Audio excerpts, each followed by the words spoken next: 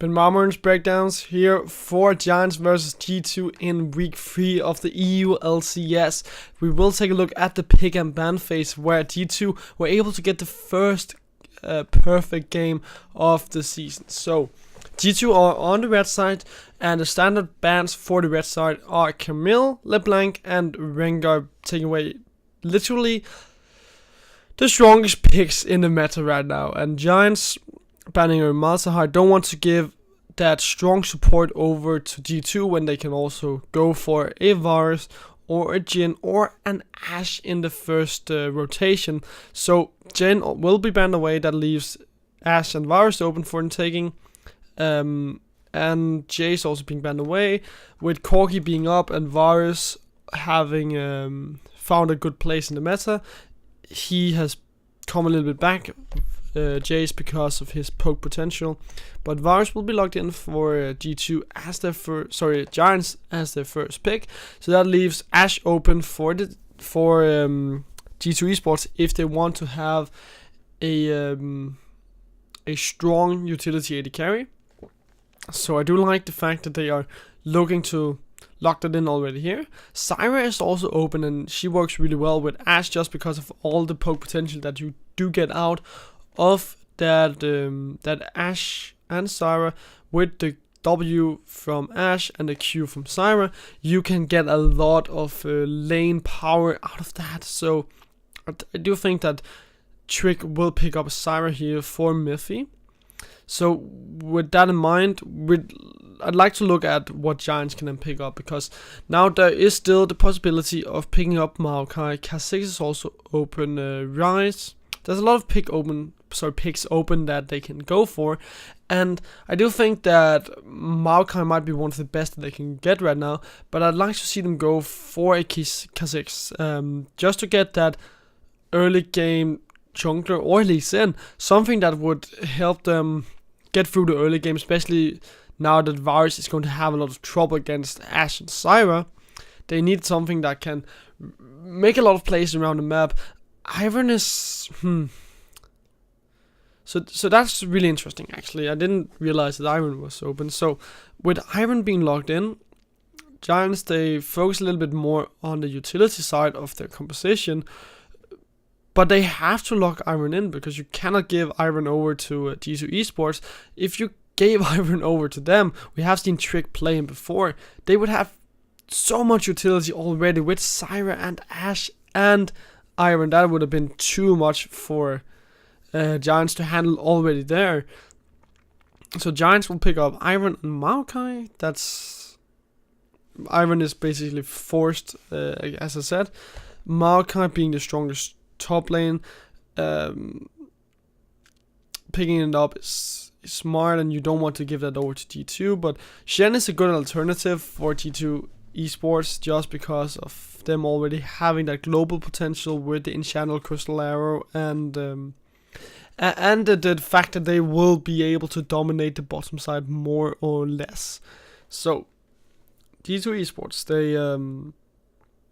they can now look to ban away a lot of mid laners from Giants, or they could also look to ban away one strong support. After all, G2 Esports, they have the first pick. Giants don't have a support yet, so if you could take away,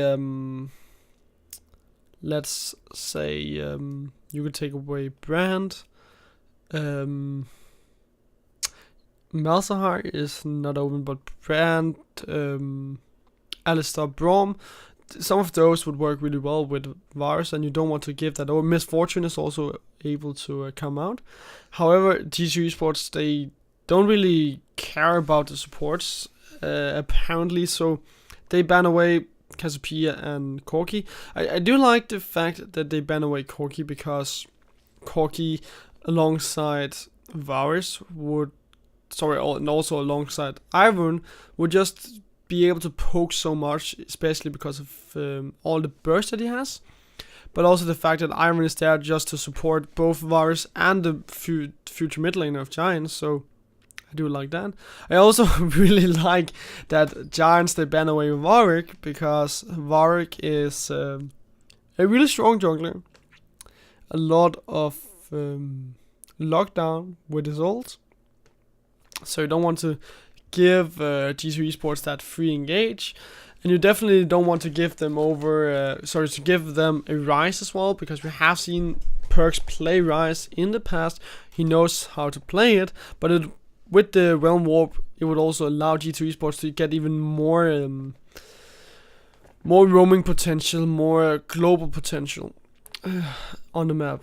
G2 Esports, they lock in Graves. We already know that at level 6, G2 Esports will turn up the pump. They will start to really become a team that will look for fights. So I do like that fact that they ban away they pick up the Graves just to get more early game potential. They could have gone for Lee Sin, perhaps.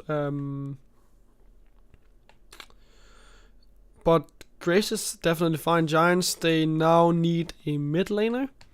What is left, they could go for Victor. And perhaps even Taliyah could be open for them to take if they would like more roaming potential. I actually think that they have to pick up Taliyah here, because if you give that pick over to D2 Esports, then they get even more global potential. Yes, Syndra would be open for D2, but I do think that Taliyah is basically the best pick that D2 Esports could go for here, just to have more roaming potential, so they could make even more plays around the map.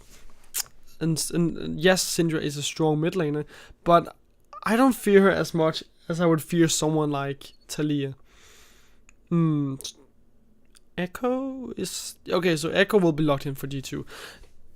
While he's not a bad pickup, he's definitely not Taliyah. He doesn't bring you as much roaming potential, global potential, global team fighting as you would like on the side of G2 Esports. But going up against Syndra, you do counter her a bit with the ultimate from Echo, and in that sense, you can also roam around fairly quickly with.